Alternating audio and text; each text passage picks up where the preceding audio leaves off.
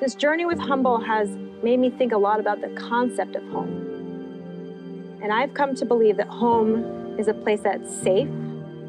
It's a place that you want to come back to every day, and a place that you want to raise your children. It really becomes your sanctuary from a hectic and sometimes cruel world. If you're very lucky, someday home is where you'll be surrounded by your loved ones when you take your last breath. It's a place where you find all your joy, your happy moments, your sad moments, your together moments, your planning moments. Home is not just a place to exist, but it's a place to live and thrive. And in San Diego, there are close to 9,000 people who do not have that home. They're just like you and I, and they don't have that safe place to call a home.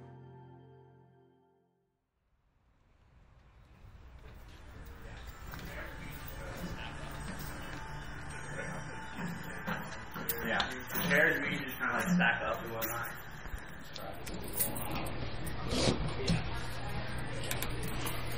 You're good? Oh, okay. If we need it. Okay.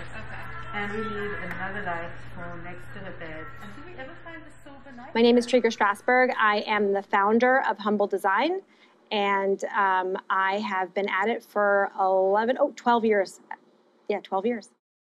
I grew up in a wonderful home who really encouraged us to get involved in Girl Scouts and feeding the homeless, but I never really come face to face with anyone who was struggling. I moved to Detroit and I became friends with a woman, and we would go out for coffee. And one day we were going out for coffee and she was not doing any of the talking, which is unusual. And I said, Krista, what's going on? And she said, well, my children and I spent the night in the homeless shelter last night and we didn't get much sleep. And immediately I thought, oh, she was volunteering, or she's, there with her kids for our service project. And it took me a minute to realize that she was homeless. In that very moment, I blew my mind and changed my entire life's perspective in that very second. And what I realized is that we're all just one stumble, one paycheck away, and the person you're sitting across from, they could be homeless. And in this country, it's entirely possible. I was not going to let my friend be homeless. That seemed unfathomable to me. So my husband and my friends and I, we got together and tried to find her a home that she could afford. And once we found her out of the home, I remember picking her up and driving her. And I got there, and it never dawned on me that everything that she had ever owned, everything that she had ever collected, anything that was passed down in her family was put to the curb when she couldn't afford the $25 rent hike from her last place. They moved in with 2 bags of clothing, one for her and one for her kids, and that was it. Everything else in her entire world was thrown away. Was I just going to feel for my friend, or was I going to put that empathy into action and do something for my friend? And really it was Treger who came home from the first time helping a family get into the house. And she came back in tears and said, I don't want to leave them like that. So that's where she went into action, and we went into action and started asking friends and family and started putting together over the course of a couple of weeks all the things that that friend needed to restart her life, and Treger wanted to make it special. And I soon became known as the furniture lady, because my friend and I would drive our Jankers pickup truck from house to house collecting stuff for my friend. So what ended up happening over a 6-week period of furnishing her home is she not only had furniture, but she had a home that she felt proud of, and it was dignified for her. And she didn't feel that sense of profound loss of losing everything and having to start over. And man, that feeling for me was something I wanted to recreate. But I just thought, oh, every once in a while, I'll fill up my garage and I'll find a family and I'll furnish their home. Every time I would fill up the garage and furnish a home, I would come home and cry again into my pillow. And my husband was like, what is going on? You're trying to do something good and you look miserable. And I said, we have 100 people on our waiting list. We have 400 people minimum that I know that we can't help. And so, yeah, I'm helping that one family and it feels good in that moment. But what am I doing? Why am I doing this if I can't really affect change? If this isn't going to be something that we can grow, what am I doing? The thing that Treger's done beyond the 2,000 homes and all this is that she's unlocked a lot of empathy. And I think she's done it over and over and over with thousands of volunteers to kind of open their eyes to what's happening right down the street from us. And really start to see that, oh wait, we are exactly the same.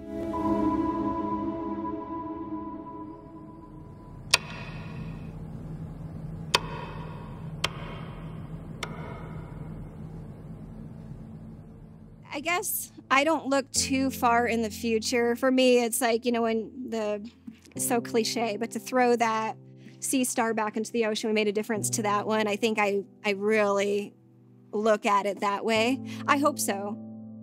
And in fact, the last house we did, I walked away from there thinking there was 4 children, and my interaction, each one of them, I just knew in their future, they're each going to do something because of this moment we just did. They are great people who have dreams and aspirations also. They're just not able to utilize it yet. And so once they get in their space and have security and like the basic needs met, then they're able to dream again. It's so expensive to live. Jobs, housing, all of it is just difficult to navigate. And so what do you do? What do you do sometimes? Most people drive around San Diego or other cities and they see the homelessness. And that is what, in their mind, homelessness is. The people out on the street is the tip of the iceberg. And it's really the people who are struggling with drug addiction or mental illness who you see out on the street. But that is close to maybe 2% of the homeless population. Most of the homeless population is in the shelters, sleeping on people's couches, in their cars. And that's the quiet undercurrent of homelessness that you don't see. With a crew of volunteers assembling furniture and carefully placing color-coordinated home goods, you might think this is a design show.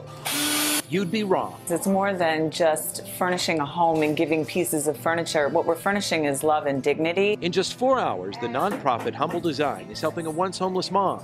Angel Gaines and her 4 young children just found housing, and they're getting back on their feet. What did your life look like just a few months ago? I was pretty much house to house, because me finding that actual place steady for my kids, it wasn't really looking too good. Outbursts of joy echoed at every turn when Angel, her family, and friends toured the made-over spaces. Even a spot where I was put to work hanging simple family photos made a big impact. So we are located right now in 5 cities nationwide. We started in Detroit, and we had the opportunity with U-Haul to grow into Chicago. And once we grew into the Chicago market, we realized that we are an unusual nonprofit. Usually there are nonprofits there that are doing double duty with another nonprofit that already exists. We don't really exist nationwide. You would think with all the furniture out there and everything that people have in their homes that they want to donate, it would be a no-brainer to find a company that would donate it directly to the families who need it rather than it being resold. There's no limit to what we can do. There are over 500,000 homeless families in the United States before COVID, before the economic recession. I can only imagine that our job just got a lot bigger. As the painful economic effects of the pandemic ravage the U.S., homelessness is on the rise. In Chicago, where there are roughly 80,000 homeless people. Across the city, the tents stretch everywhere, from Hollywood to Venice Beach. Scenes from what could be a disaster movie. This isn't a humane or healthy way for people to live. The number of newly homeless almost doubled in 2020. They say they're seeing more people on the streets, and there's many reasons why.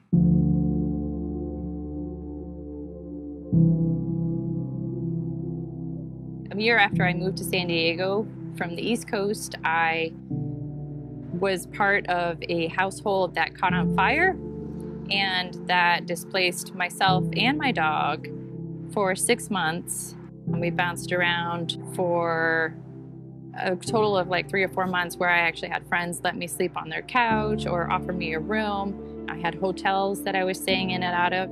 That experience, it brought me closer to the clients and how they feel when they don't have a bed at night.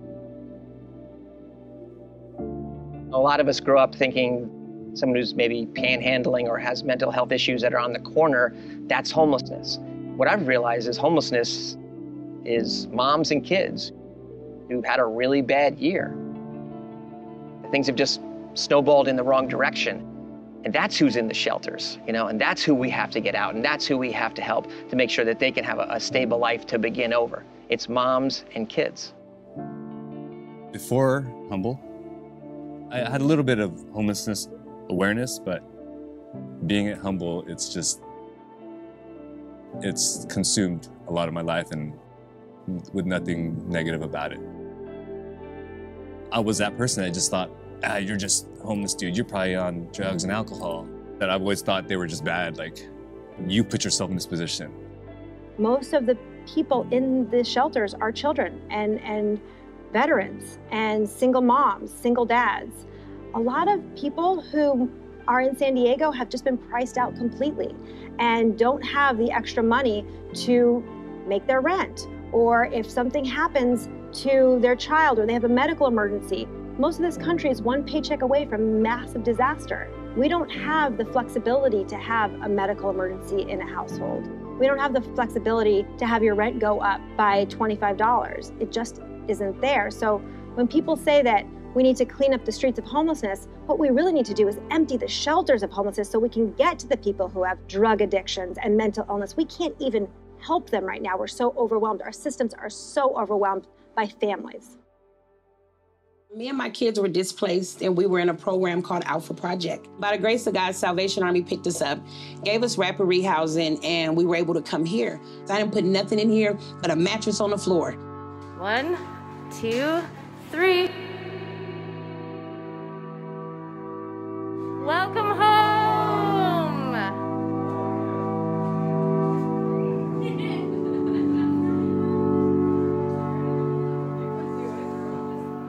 When I opened the door, they'll tell you I broke down at the door. I didn't even want to come in my house. I couldn't believe that they took the time in detail to put me and my kids' personality, our thoughts, our visions, my kids' rooms, the things that they love. They put them in there like we've known them all our life, and I don't know none of these people, never met them before in my life. Welcome home. Hello. You think they're gonna just put a little chair, table? They actually take your home and make it a home. They really care. They don't just come here to just do it to say, oh, I decorated a house. Trust them, believe in them, because they real. They care. They really care.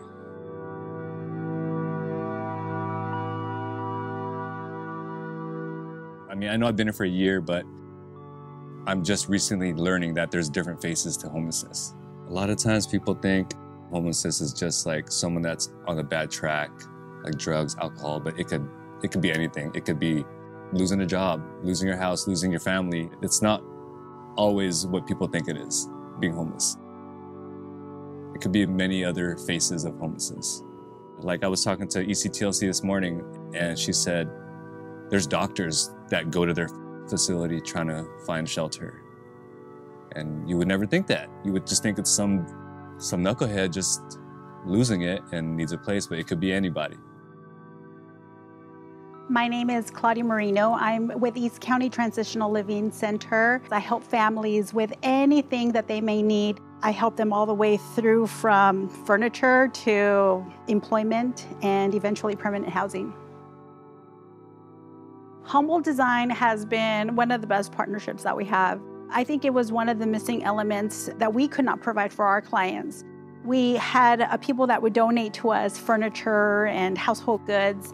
When somebody moved out, we would just piece an apartment together, but it is not the same. Humble Design reached out to us in 2018 when they came to San Diego, and we partnered with them right away because we knew that it was something that we were not able to do for our clients. I have had the amazing privilege of working with not only one, but so many families that have come in. I'm talking about people that society has given up on. Oh, thank you, Jesus. There's so much more fun stuff to see. One second at a time. Come on, let's go. Oh. I never had a room to myself. God, thank you. Oh. I love it. I really love it. Are you going to sleep okay tonight? Oh, I think I'm going to sleep so comfortable. I'm really proud to say that 7,000 individuals later, we are still doing each house with such love and tenderness and care like we did with my first friend, that every one of our clients feels like my first client.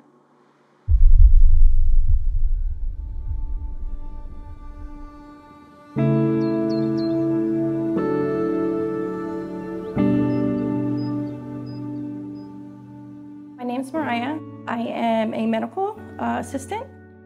I've lived here for about a year. I have 4 children altogether. I'm in recovery as well. I came out to California to change my life. I ended up going into a shelter after I went into a program. I was very grateful for giving me a place to stay, but it was tough. It was really tough raising children in a shelter. We're confined to a small bedroom, and just the day-to-day getting up, going to school, me going to school, it just was really tough. We have a really unusual process at Humble Design, and the reason it's unusual is because it starts with empathy and dignity. Once families move out of the shelter and into the housing, we get the referral from the social worker. Almost 100% of the time when we meet the family on day 1, they are sleeping on the floor. Very few families have enough resources to even get a blow-up mattress. Our designers go down and they meet the family. They don't ask them how long they've been on government subsidies. They don't treat them like a number. And now the designers say, hey, I know you've had a really bad year, but let's talk about the couch you've always dreamed of. Let's talk about what your kids would fall in love with or have always wanted to have. And so this wall starts to come down and a human connection starts to happen. They really start to see that, oh, wait, we are exactly the same.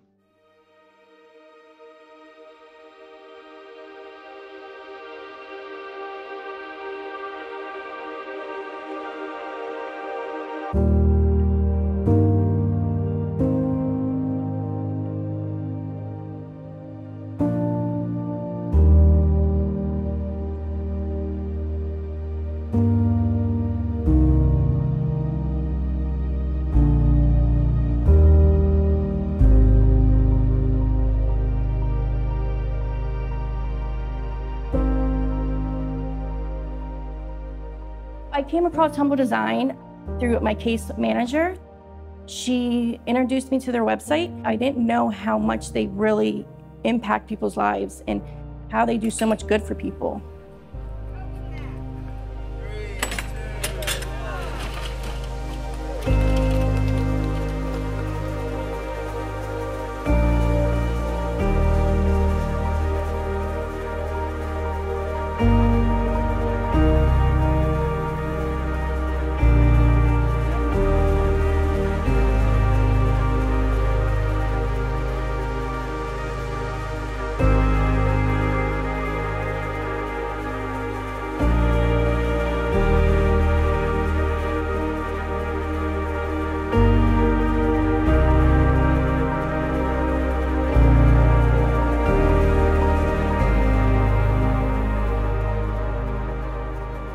I'm very looking forward to having a living space. My kids having their own room, they're very excited for their own room. Me having my own room. A living room, a place to gather, have family, and have a home.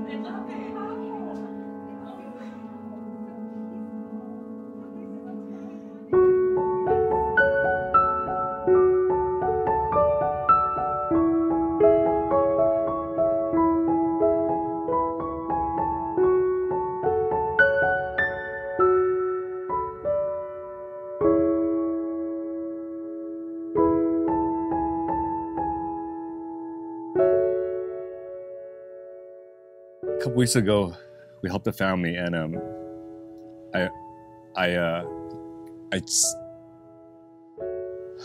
can't really put into words what I feel for the kids,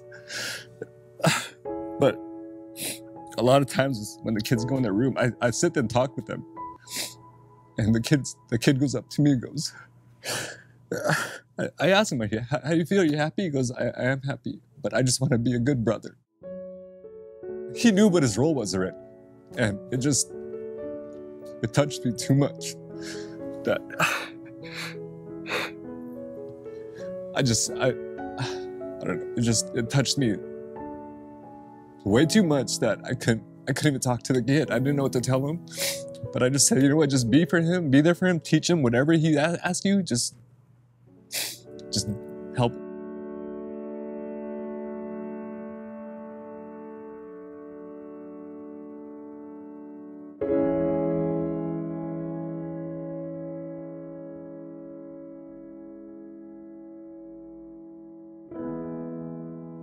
Doing what I do fills my heart.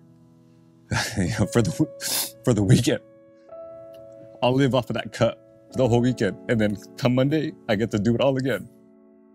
It took me a while to realize this. I didn't want to do something to make me a better person. I have to keep myself in check all the time. This isn't about me when I go to a space. I'm not doing, oh, therefore I'm a good person.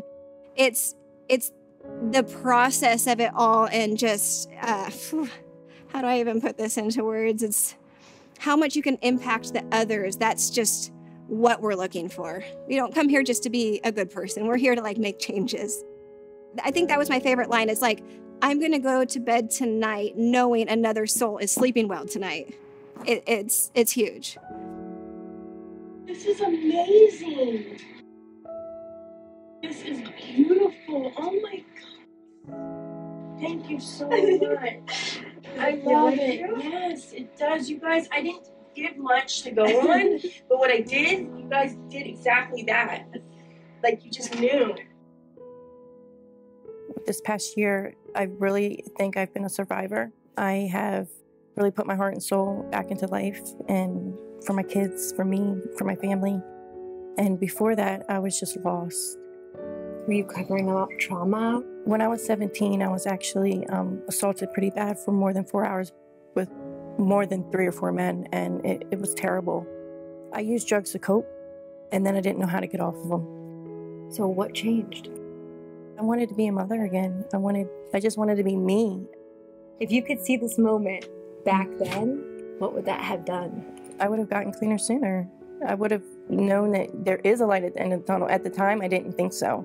I didn't think I'd ever get off of drugs. I thought drugs had me forever, but that's not true. It's okay to hurt, but at the end of the day, you got to get up and do what you have to do. Continue on. Life goes on.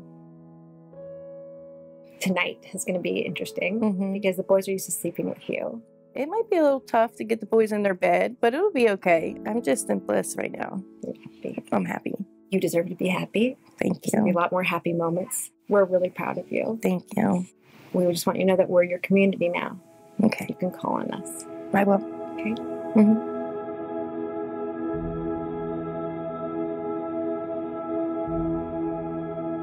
If you see me, I'm watching for a moment.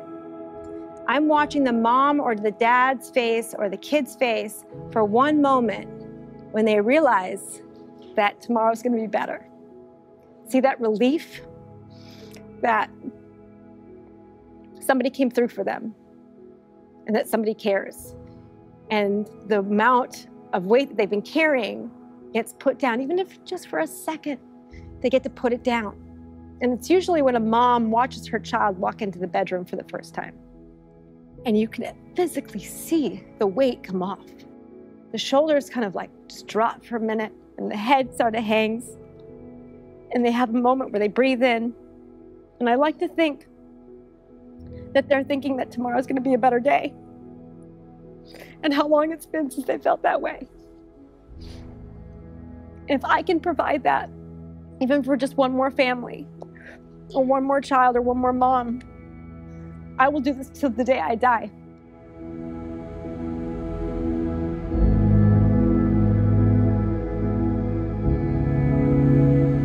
Oh my Welcome home.